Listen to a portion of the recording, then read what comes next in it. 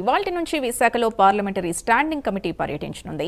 బెంగళూరు నుండి విశాఖకి standing committee చేరుకుంది. ఈ నెల 21 వరకు స్టాండింగ్ కమిటీ పర్యటించనుంది. ఎంపీ రాధామోహన్ సింగ్ అధ్యక్షతన బృందం పర్యటించనుంది. 9 మందితో కూడిన స్టాండింగ్ కమిటీ విశాఖకు చేరుకుంది. ఇవాళ ఎన్ఎస్టీఎల్ సందర్శన, డిఆర్డీఓ ప్రాజెక్టులపై చర్చించనున్నారు. కోస్ట్ గార్డ్ సందర్శన, తీర ప్రాంత రక్షణలో దాని పాత్రపై చర్చించనున్నారు. కమిటీలో సభ్యులుగా రాహుల్ గాంధీ, జగదీష్ షెట్టర్, మహ్మద్ హనీఫా ఉండగా రాహుల్ గాంధీ షెడ్యూల్ చివరి నిమిషంలో క్యాన్సిల్ అయింది.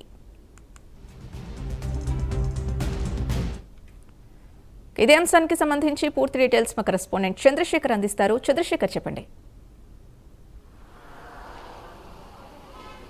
సింధు, చూసుకుంటే నేడు రేపు అంటే 2 రోజుల పాటు కూడా పార్లమెంటు స్టాండింగ్ కమిటీ సభ్యులు విశాఖలో పర్యటించనున్నారు. ప్రధానంగా చూసుకుంటే తీర ప్రాంతానికి సంబంధించినటువంటి రక్షణ విషయంలో కానీ లేదా ఎన్ఎస్టీలో జరిగేటటువంటి డిఆర్డీఓ జరిగేటటువంటి కార్యక్రమాలు ఏవైతే ఉన్నాయో ఈ కార్యక్రమంలో 2 రోజుల పాటు కూడా వారంతా కూడా హాజరు కానున్నటువంటి పరిస్థితి కనిపిస్తుంది. ముఖ్యంగా చూసుకుంటే ఏదైతే ఎంపీ రాధామోహన్ సింగ్ అధ్యక్షతన వీరంతా కూడా 8 మందితో కూడినటువంటి బృందం అయితే నిన్న రాత్రి విశాఖకి అయితే చేరుకుంది. విశాఖ చేరుకున్న తర్వాత ఈరోజు ఏదైతే ఎన్ఎస్టీలో జరుగుతున్నటువంటి డిఆర్డీఓ సారథ్యంలో జరుగుతున్నటువంటి ఏదైతే కార్యక్రమాలు ఉన్నాయో కార్యక్రమాలు కూడా పూర్తిగా కూడా వారంతా కూడా పర్యటించున్నారు. ముఖ్యంగా చూసుకుంటే విశాఖలో జరిగేటటువంటి కార్యక్రమాలకు సంబంధించి కావచ్చు లేదా ఇతరత్ర భద్రతా విషయం కానీ ఇతరత్ర దానిపైన కూడా పార్లమెంట్ స్టాండింగ్ కమిటీ సభ్యులైతే పర్యటించనున్నటువంటి పరిస్థితి. ముఖ్యంగా 2 రోజుల పాటు జరిగేటటువంటి ఈ కార్యక్రమాల్లో 9 మంది సభ్యులతో కూడినటువంటి బృందం పర్యటించాల్సి ఉన్నప్పటికీ కూడా కేవలం 8 మంది బృందంతో కూడినటువంటి సభ్యులు మాత్రం హాజరైనటువంటి పరిస్థితి కనిపించింది. చివరి నిమిషంలో ఏదైతే ఎంపీ రాహుల్ గాంధీ కూడా రావాల్సి ఉన్న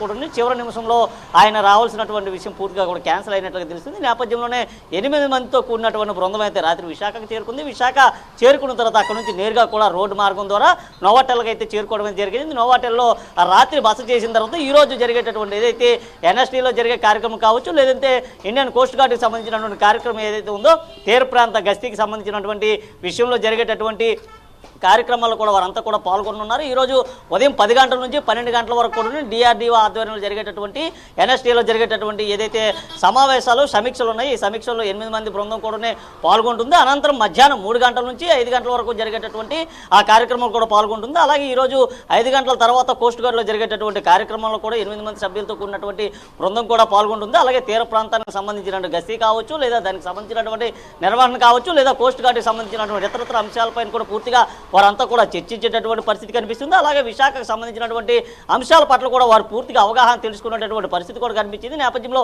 వీరంతా కూడా రావడం అయితే జరిగింది. అయితే రాహుల్ గాంధీ రాకపోవడం అయితే ముఖ్యంగా చెప్పుకోవచ్చు. అయితే రాహుల్ గాంధీ వస్తారనే పెద్ద ఎత్తున కూడా కాంగ్రెస్ కార్యకర్తలంతా కూడా వేచి చూసినప్పటికీ ఆయన అయితే చివరి నిమిషంలో రాలేనటువంటి పరిస్థితి అయితే అయిందని చెప్పుకోవచ్చు. అయితే ఈ రోజు జరిగినటువంటి ఈ కార్యక్రమాల తర్వాత రేపు ఉదయం 11 గంటలకు విశాఖ నుంచి బయలుదేరి విమాన మార్గం ద్వారా భువనేశ్వర్ అయితే 8 మంది సభ్యులతో అయితే చేరుకునేటటువంటి పరిస్థితి అయితే ఉంది. Sindhu, right, thank you Chandrasekhar.